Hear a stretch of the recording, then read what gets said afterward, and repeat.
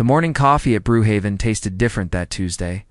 Natalie Brooks stirred her caramel latte absently, watching the foam swirl into patterns that dissolved as quickly as they formed. Across from her, Owen Mitchell scrolled through his phone with an unusual tension in his shoulders. They had been meeting at this corner table every Tuesday morning for the past 5 years. Ever since they graduated from Northwestern together, it was their ritual, their constant in a world that kept spinning faster. Owen finally looked up. His green eyes meeting hers was something she could not quite read. There was hesitation there, maybe even fear. Natalie felt her stomach tighten before he even spoke. "I got the offer from the tech company in Seattle. They want me to start in 3 weeks." The words hung in the air between them like smoke. Natalie's hand froze mid-stir. She had known about the interview, had even helped him practice his presentation over video calls late into the night. But hearing that it was real, that he was actually leaving, made her chest constrict in a way she was not prepared for. "Owen, that is incredible." She forced brightness into her voice that she did not feel. "You have been wanting this opportunity for years." He nodded slowly. But his expression did not match the excitement such news should bring. "I know, it is everything I have worked toward. The salary is double what I make now. The projects are cutting edge. And Seattle is beautiful." Natalie took a sip of her latte to buy herself time. The sweetness suddenly tasted too much cloying. "So when do you leave?" 3 weeks from Friday. They're even paying for the move, she calculated quickly in her head. 24 days. She had 24 days left with her best friend before he moved 2,000 miles away. The thought made her feel like she was standing on the edge of a cliff. "We should make the most of it then," she said with a smile that felt fragile. "All the places we have been meaning to visit, all the restaurants we talked about trying." Owen reached across the table and squeezed her hand. His touch was warm and familiar, and it made something in her heart twist painfully. "That sounds perfect, Nat." The next 3 weeks blurred together in a whirlwind of goodbye dinners, late-night movie marathons, and desperate attempts to pack a lifetime of memories into a handful of days. Natalie threw herself into making every moment count, while carefully avoiding the growing ache in her chest that whispered truths she was not ready to face. They visited the Art Institute on a rainy Wednesday. Standing before the Monet paintings they had loved since college, they ate deep-dish pizza at their favorite spot in Lincoln Park, arguing good-naturedly about whether pineapple belonged on pizza. They walked along the lakefront at sunset, watching the sky turn shades of amber and rose over the water. Through it all, Natalie kept noticing small things she had somehow overlooked before. The way Owen's eyes crinkled when he laughed at her terrible jokes. How he always ordered her favorite dessert to share, even though he preferred something else. The protective way he guided her through crowds with a gentle hand on her lower back. These observations settled in her awareness like stones dropping into still water, creating ripples she could not ignore. On the final Friday, Natalie drove Owen to O'Hare Airport. The highway stretched before them, carrying them inexorably toward goodbye. Owen sat in the passenger seat, unusually quiet as he stared out the window at the Chicago skyline receding behind them. "You are going to do amazing things in Seattle," Natalie said, her hands gripping the steering wheel tighter than necessary. "They would be crazy not to promote you within a year." Owen turned to look at her, and there was something raw in his expression. "What about you? What are you going to do?" The question caught her off guard. "What do you mean?" "I will keep doing what I have been doing. Work, yoga classes, annoying you with texts about my day. It will not be the same, no," she admitted quietly. "It will not be." They fell into silence for the rest of the drive. At the airport departure area, Natalie pulled to the curb and put the car in park. Her heart was hammering so hard she was certain Owen could hear it. He grabbed his carry-on from the back seat and stood on the curb, looking at her through the open passenger door. "This is not goodbye forever. You know that, right? I will visit. You can come to Seattle. We will make it work." Natalie got out of the car and walked around to where he stood. The September air was crisp, carrying the first hint of autumn. Around them, travelers hurried past with their luggage, everyone rushing toward their own destinations and departures. "Come here," Owen said, opening his arms. She stepped into his embrace, breathing in the familiar scent of his cologne mixed with coffee and something uniquely him. His arms wrapped around her, strong and steady, and she felt something inside her crack open. This was Owen, her best friend since freshman orientation. When they had bonded over mutual hatred of their required economics class, the person who knew her better than anyone, who had been there through every breakup, every job change, every crisis and celebration, and suddenly, with a clarity that was almost painful, she understood. She was not just losing her best friend. She was losing the person she was in love with. Maybe had been in love with for years without letting herself acknowledge it. The realization flooded through her like electricity. Before she could think, before fear could stop her, before logic could intervene, she pulled back just enough to look at his face. His eyes widened slightly at whatever he saw in her expression. Then she kissed him. It was not graceful or planned. Her lips crashed against his, with all the desperation and longing of 3 weeks of impending loss. For one perfect, suspended moment, Owen froze. Then his hands came up to frame her face. He was kissing her back with an intensity that stole her breath. The world narrowed to just the two of them. The honking cars, the rolling suitcases, the flight announcements, all of it faded away. There was only the warmth of his mouth on hers, the way his fingers tangled in her hair, thundering of her heart against her ribs. When they finally broke apart, they were both breathing hard. Owen's eyes were wide with shock and something else. Something that looked like hope and confusion and joy all tangled together. Natalie took a stumbling step backward, her hand flying to her mouth.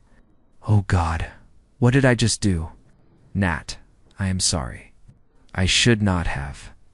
You are leaving, and I just made everything complicated, and The words tumbled out in a rush of panic.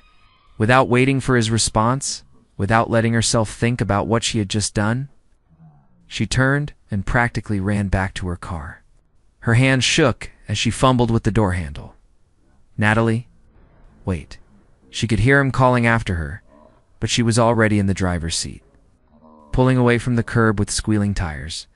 In the rearview mirror, she saw him standing there, one hand raised. His expression a mixture of bewilderment, something that might have been heartbreak. The drive home was a blur of tears and self-recrimination. What had she been thinking? She had just kissed her best friend at the airport as he was leaving for a new life across the country. She had taken their perfect friendship and exploded it in one impulsive moment. By the time she got back to her apartment, she had 17 missed calls and twice as many texts from Owen. She could not bring herself to look at them.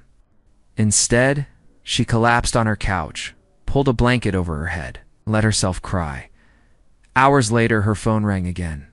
This time it was a number she did not recognize.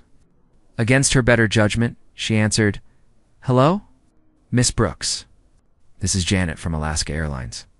I am calling about Owen Mitchell. He listed you as his emergency contact." Natalie sat up straight, her heart lurching. "Is he okay? What happened?" "He is fine, but he has asked me to relay a message. He did not board his flight to Seattle. He would like you to know that he is on his way to your apartment. He says you are not getting rid of him that easily." The line went dead. Natalie stared at her phone in disbelief. He had not gotten on the plane. Owen had not left. 15 minutes later, there was a knock on her door.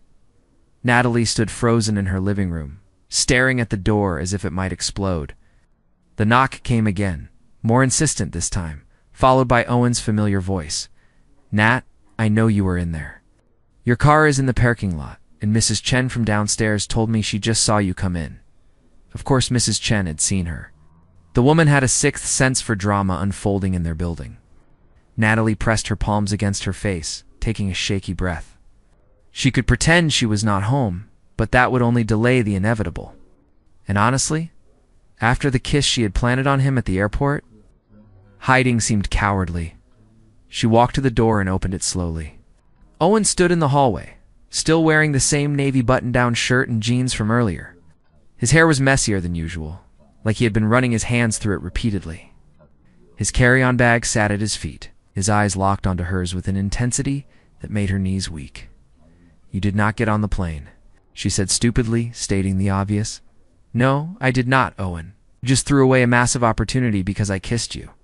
Do you understand how insane that is? He picked up his bag and stepped forward, and she instinctively moved back, letting him into her apartment. He set the bag down by her coat rack and turned to face her. The door clicked shut behind him, and suddenly the space felt too small and too charged. Can we talk about that kiss? He asked quietly. Natalie wrapped her arms around herself, a protective gesture she had used since childhood when she felt vulnerable. I should not have done it. We were leaving and I just panicked, and it was completely inappropriate. I ambushed you at the airport like some kind of romantic movie cliche, except this is real life. I probably just ruined the best friendship I have ever had. Are you done? She blinked at him. What? Are you done catastrophizing and assuming you know how I feel about what happened? Natalie opened her mouth, then closed it again. She had been so consumed by her own panic and regret that she had not stopped to consider his perspective. I suppose so. Good. Owen took a step closer. Okay, because I need you to listen to me, really listen, without interrupting or jumping to conclusions. Can you do that? She nodded, not trusting her voice. I have been in love with you since our sophomore year of college. The words hit her like a physical force. She actually took a step backward, her hip bumping against the arm of her couch. Owen continued, his voice steady, but filled with emotion. Do you remember that night we stayed up until 4 in the morning, working on our group project for Professor Hamilton's class? You fell asleep on my shoulder in the library, and when I tried to wake you up, you mumbled something about dragons and algebra before going right back to sleep. A surprised laugh escaped Natalie, despite everything. I do not remember that. I do. Remember thinking that I could spend the rest of my life watching you sleep and wake up and exist in the world. And I would never get bored. Owen ran a hand through his hair, a nervous gesture she had seen 1,000 times. But you had just started dating that guy from your graphic design class. What was his name? Trevor? Right? Trevor? And you seemed happy, so I told myself I was being ridiculous. That what I felt was just friendship, just caring about someone I was close to. Owen moved to her window, looking out at the Chicago street below. Then you and Trevor broke up 6 months later, but by then you were dealing with your mom's cancer diagnosis. And the last thing you needed was me complicating your life. Natalie sank onto the couch, her legs suddenly unsteady. Owen, I had no idea. I got very good at hiding it. He turned back to face her. Every relationship you had, I told myself the next one would be the one that stuck, and I would have to finally move on. Every guy you introduced me to, I smiled and pretended to be the supportive best friend while dying a little inside. She thought about all those boyfriends over the years. Jake, who had been too possessive. Marcus, who had been too distant. David, who had wanted her to move to Boston with him after only 3 months. Each relationship had ended for different reasons, but now she wondered if some part of her had been comparing them all to Owen and finding them wanting. When I got the offer from Seattle, Owen continued, I thought maybe it was for the best. Maybe putting 2,000 miles between us would finally help me get over you. I could start fresh somewhere new, meet someone who was not you, and finally, stop carrying this thing around in my chest that felt like it was both the best and worst part of me. But you were going to go, Natalie whispered. I was, till you kissed me. Owen crossed the room and knelt in front of where she sat on the couch, bringing himself to her eye level. Natalie, when your lips touched mine, it was like everything I had been holding back for 6 years just burst through whatever walls I had built.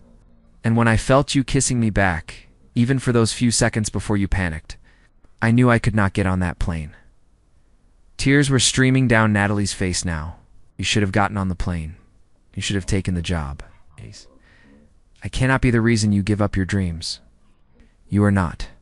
He reached up and gently wiped away her tears with his thumbs. I called the company from the airport. I explained that I had a personal emergency and I needed to delay my start date by a month. They were not happy, but they agreed. A month? 1 month to figure out if what happened at the airport was just panic and fear of losing your best friend? Or if maybe, possibly, you might feel even a fraction of what I feel for you. His green eyes searched hers, 'cause if it was just panic, I will get on that plane in 30 days, and start my new life in Seattle. But if there is any chance that you feel what I feel, then we need to talk about it. Really talk about it? Natalie's mind was reeling. 6 years. He'd been in love with her for 6 years while she had been completely oblivious. Dating the wrong people and missing what was right in front of her. She thought about all the times he had been there for her. When her mom died 2 years ago and she had spent 3 weeks barely able to get out of bed, Owen had shown up every day with food, with distractions, with quiet company that asked nothing of her. When she got laid off from her first design job and had a complete meltdown about her career, he had stayed on the phone with her until 3 in the morning, talking her through every fear. He had been loving her all this time, and she had been too blind to see it. "I was terrified," she finally said, her voice barely above a whisper. "When you told me you were leaving, something inside me just broke. I spent 3 weeks trying to memorize everything about you, like I was preparing for you to become a memory instead of a person in my life." Owen's hands had moved from her face to hold her hands, his thumb tracing circles on her palm, and then at the airport. "Standing there knowing you were about to walk through those security gates and start a whole new life without me. I just knew." Natalie met his eyes, letting him see everything she had been hiding from herself. "I knew that I was in love with you, and I had probably been in love with you for longer than I wanted to admit. I kissed you because I could not let you leave. Without knowing, without taking that chance, even if it was terrible timing and completely selfish. It was not selfish. It was absolutely selfish. You had this amazing opportunity, and I kissed you and ran away like a coward. You kissed me like someone who was fighting for something that mattered," Owen said firmly. "And yes, you ran, but I understand why. This is scary, Nat. Crossing that line from friendship to something more, there is no going back from that." "I know." She took a shaky breath. "What if we try this, and it does not work? What if we are better as friends than we would be as anything else? I cannot lose you, Owen. The thought of not having you in my life at all is worse than wanting you and not being able to have you." He stood up, pulling her to her feet with him. "Those are all valid fears, but here's what I know. I know that I make you laugh when you are stressed. I know that you call me first when something good happens because you want me to be part of your joy. I know that we have survived 6 years of me being secretly in love with you, which means our friendship is stronger than most marriages." "That is true," she admitted. "And I know that kiss at the airport was not nothing." Owen's voice dropped lower, more intimate. "That was 6 years of wanting and waiting and hoping, all wrapped into one moment. So here is what I am proposing. We take this month, and we actually try. Real dates, not just hanging out as friends. Honesty about what we are feeling, instead of hiding behind safe conversations. And at the end of 30 days, we decide together if this is worth the risk." Natalie looked up at him. This man who had been her constant, her safe place, her home for so long. The fear was still there, sharp and real. But underneath it was something stronger. Hope. "What about Seattle?" she asked. "If this works, if we work, then we figure it out together. Maybe I take the job and we do long distance until you can transfer your freelance clients. Maybe I ask for a remote position. Maybe I turn it down completely and find something here." Owen cupped her face in his hands. "The point is, we figure it out together. No more making big decisions alone and hoping the other person will be okay with it." She thought about it for approximately 3 seconds before she made her decision. The same impulsiveness that had led her to kiss him at the airport now pushed her forward. She stood on her toes and kissed him again, but this time it was different. This was not goodbye. This was hello. Owen made a sound somewhere between surprise and relief. Then he was kissing her back with the kind of passion that comes from years of restraint finally breaking. His arms wrapped around her waist, pulling her closer, and she tangled her fingers in his hair. This kiss was deeper, slower, more intentional than the one at the airport. It tasted like possibility and promise and coming home. When they finally broke apart, both breathing heavily, Owen rested his forehead against hers. "So is that a yes to trying?" he asked with a slight smile. "That is a yes to everything," she whispered back. "To trying, to being terrified, to figuring it out together." He kissed her forehead, her cheeks, the tip of her nose, and finally her lips again in a series of soft touches that made her heart overflow. "I should call the airline and officially cancel my flight. he murmured against her mouth. Probably. She agreed, but made no move to let him go, and I should find a place to stay tonight since I basically gave up my apartment already. You could stay here. The words came out before she could overthink them. On the couch, I mean? Or in the guest room? Whichever is less weird. Owen pulled back to look at her, his eyes dancing with amusement and affection. Nothing about this is weird anymore, Nat. This is us finally being honest. She smiled, really smiled for the first time since he had told her about Seattle 3 weeks ago. Then stay. We have a lot of lost time to make up for.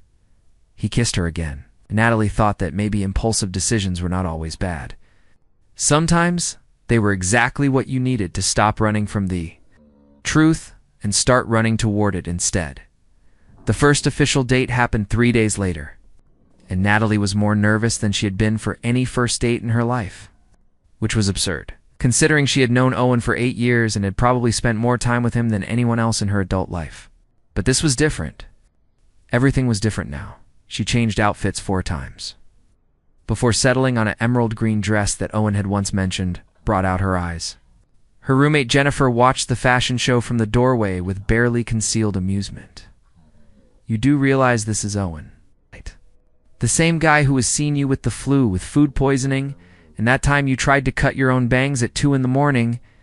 That is exactly why I'm nervous, Natalie said, applying lipstick with a shaky hand. With other guys, I could pretend to be the perfect version of myself for a few dates. Owen already knows all my worst qualities. What if he realizes dating me is nothing like the fantasy he built up in his head? Jennifer walked over and turned Natalie to face her. Listen to me. That man turned down his dream job and canceled a flight because you kissed him. He is not going to suddenly change his mind because you order the messy burger instead of the salad. The doorbell rang. Natalie's heart jumped into her throat. Owen was exactly on time, as always. She took a deep breath, grabbed her purse, and opened the door. He stood there in dark slacks and a gray sweater that fit him perfectly, holding a single sunflower. Not a rose, not a generic bouquet, but a sunflower. Because he remembered they were her favorite from that random conversation. 2 summers ago at the farmer's market, "You look beautiful," he said, and there was such genuine wonder in his voice that Natalie felt her nervousness begin to melt away. "You brought me a sunflower, I did." He smiled. "Too much?" "It is perfect." The restaurant he had chosen was a small Italian place in Wicker Park. Cozy and intimate without being overly romantic. They were seated at a corner table, and for the first few minutes, there was an awkward tension neither of them knew how to navigate. "This is weird, right?" Natalie finally said, "It is not just me. It is extremely weird." Owen admitted with a laugh, "I have never been nervous around you before, and now I am sitting here overthinking every word that comes out of my mouth. What were you about to say just now?" "I was going to comment on the breadbasket, and then I thought that was the most boring possible thing I could say on our first date." Natalie laughed. And just like that, the tension broke. They fell into their usual easy conversation, but now there was an added layer of awareness. The way Owen looked at her across the table. The electricity when their fingers brushed, reaching for the same piece of bread. The weight of possibility hanging in the air between them. "Can I ask you something?" Natalie said as they waited for their entrees. "When did you know?" "That you had feelings for me, I mean?" Owen sat back, considering. There was not one moment. It was more like a gradual realization that kept building until I could not ignore it anymore. But if I had to pick a specific memory, it was during finals week sophomore year. You had been studying for 3 days straight, barely sleeping, living on coffee and stress. I remember that week. I thought I was going to fail everything. You did not fail anything. You got 2 A's and a B+. But that is not the point. Owen's eyes went soft with the memory. The point is, I came to check on you at the library around midnight, and you were so exhausted you could barely keep your eyes open. But when I suggested you go home and sleep, you insisted on staying until you finished one more chapter. That sounds like me, so I stayed with you. We did not really talk much, just sat there in comfortable silence while you studied, and I pretended to work on my own stuff. And at some point, I looked over at you, and you had this little crease between your eyebrows that you always get when you are concentrating really hard. Owen reached across the table and gently touched the spot between her brows. Right here, Natalie felt warmth spread through her chest, and I just thought, I want to see that face every day for the rest of my life. I want to be the person who brings you coffee when you are stressed and reminds you to eat when you forget. I want all of it. The good days and the hard days and everything in between. Owen's thumb traced along her jawline. That was when I knew. She turned her head slightly and kissed his palm. One wish I had known sooner. I wish I had not wasted so much time. It was not wasted. We needed that foundation. If we had tried this back in college, we might not have been ready. Maybe everything happened exactly when it was supposed to. Their food arrived. They shared bites from each other's plates like they always did. But now when Owen reached over to steal a piece of her chicken parmesan, his hand lingered on hers. When she leaned forward to try his seafood pasta, their faces were close enough that she could see the flecks of gold in his green eyes. After dinner, they walked through the neighborhood, neither wanting the evening to end. The October air was crisp, and without discussing it, Owen shrugged off his jacket and draped it over her shoulders. It smelled like him, and Natalie pulled it tighter around herself. "Tell me something I do not know about you," she said as they strolled past boutique shops and cafes. After 8 years, that seems impossible, but there must be something, Owen thought for a moment. "I have been writing you letters." "What kind of letters?" "Love letters, I suppose. Though I never intended to send them." He looked almost embarrassed. "Whenever something happened that made my feelings for you particularly overwhelming, I would write it down. Almost like a diary, but addressed to you. I have probably 50 of them saved on my computer." Natalie stopped walking and turned to face him. 50 letters? Give or take. Some are short, just a paragraph about something funny you said. Others are longer pages of me working through my feelings or trying to convince myself to tell you the truth. Can I read them someday? Owen considered this. Maybe. Some of them are pretty raw. But yes. I think I would like you to read them eventually. They continued walking until they reached Millennium Park. The bean sculpture gleamed under the city lights. And despite it being a tourist spot, Natalie had always loved it. They had taken countless photos here over the years, documenting birthdays and holidays and random Tuesday afternoons. When they just wanted to walk around the city, "Do you remember the first time we came here?" Owen asked. "Freshman year orientation week. You insisted we needed to see all the major landmarks before classes started, and you complained the entire time about your feet hurting, because you made us walk everywhere instead of taking the bus." Natalie bumped her shoulder against his. "But I am glad we did. Some of my best memories are from our random adventures around the city." Owen stopped and turned to her, his expression serious. "I want to make more memories with you, Nat. Different kinds of memories. Not just as friends, but as whatever we are becoming." She reached up and cupped his face in her hands.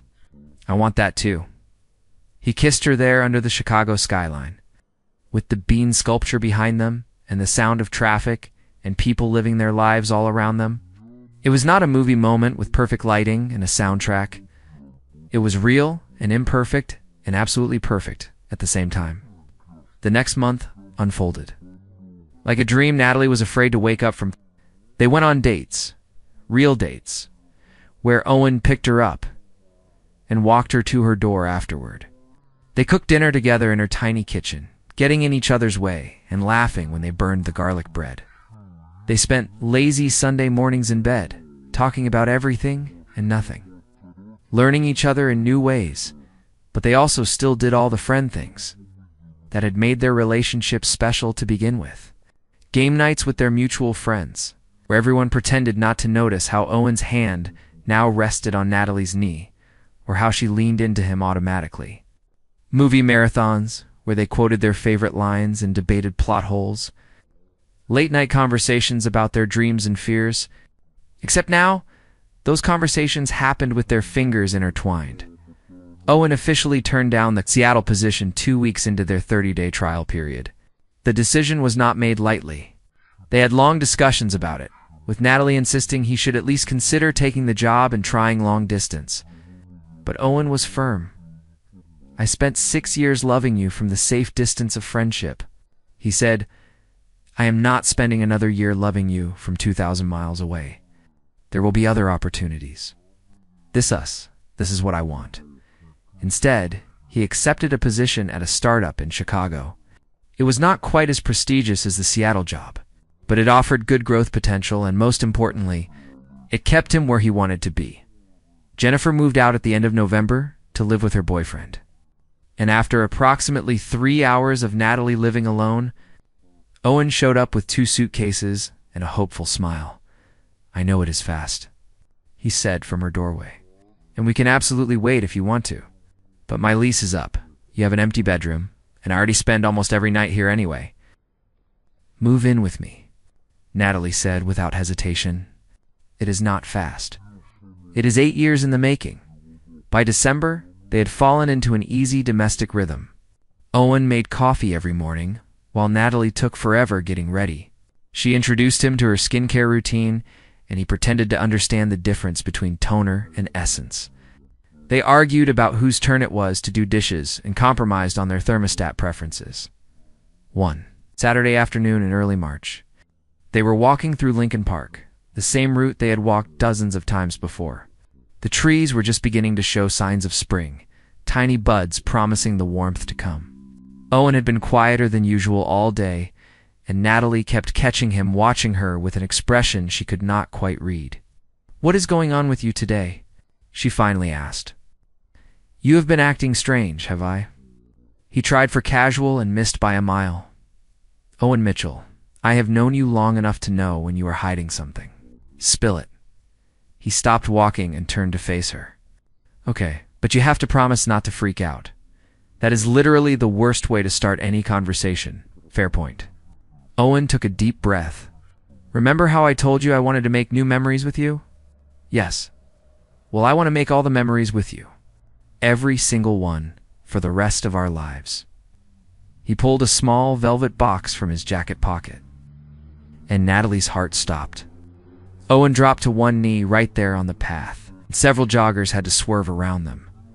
Natalie Brooks, I have loved you since I was 20 years old.